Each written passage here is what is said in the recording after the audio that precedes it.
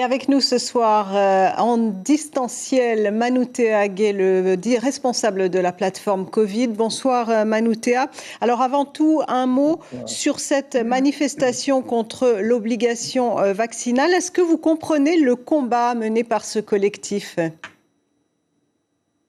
Oui, bonsoir et merci de me recevoir. En effet, à la demande du président du pays, nous sommes 4 personnes de la plateforme Covid à avoir reçu les représentants de ce collectif Théorat Fénois. Ils nous ont assuré ne pas être contre la vaccination, mais plutôt contre cet arrêté d'obligation vaccinale. Nous les avons écoutés longuement. C'était des échanges instructifs d'ailleurs, comme l'a dit la représentante dans votre reportage.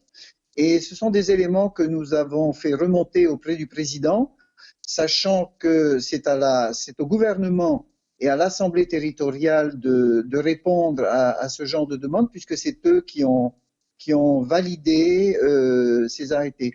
Néanmoins, nous nous sommes permis quand même, dans nos échanges, d'expliquer le pourquoi, la nécessité d'augmenter le pourcentage de personnes vaccinées dans la lutte contre cette pandémie, dès lors que c'est une action communautaire qui pourra nous arriver à tous à mener à bout de cette maladie.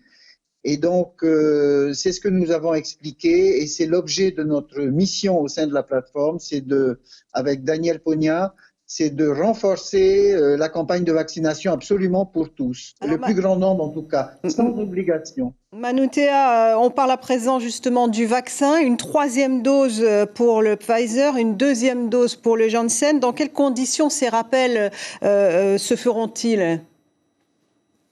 Alors, en effet, ce sont les recommandations des hautes, des responsables qui testent ces vaccins que nous suivons. Et le gouvernement, le ministre de la Santé a validé la vaccination, la fameuse 3e dose pour le Pfizer et deuxième dose avec un Pfizer pour ce qui est des vaccinés par le Janssen, pour en priorité les personnes qui ont des comorbidités. C'est la priorité qui a été demandée. Ensuite, tout à chacun au-delà de 65 ans qui le souhaitent, bien entendu, ça n'est pas une obligation. Et à terme, cette 3e dose va être proposée à tout le monde. Ceux qui le souhaitent. Mais rassurez-nous, si on prend l'avion d'ici la fin de l'année, le pass sanitaire reste valable, même sans ces rappels ? Oui, bien. Enfin, il ne s'agit pas d'un pass sanitaire actuellement. Il s'agit d'un pass vaccinal qui est mis en place en Polynésie. Le pass sanitaire est en cours d'élaboration, mais le schéma vaccinal complet est valable, bien évidemment.